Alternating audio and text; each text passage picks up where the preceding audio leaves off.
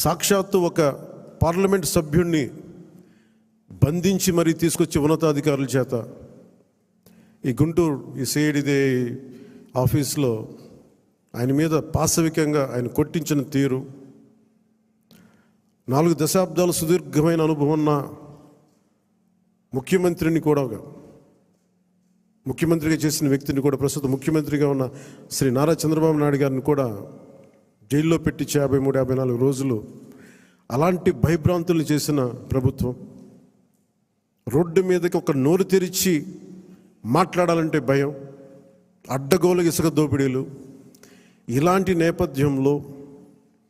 5 కోట్ల మంది ప్రజలకి వెన్నుదన్నుగా నిలబడింది జనసేన పార్టీ. రోడ్ల మీదకి రావాలంటే భయం వచ్చింది. ఈరోజు మనకి 100% ఎందుకు వచ్చింది అంటే 5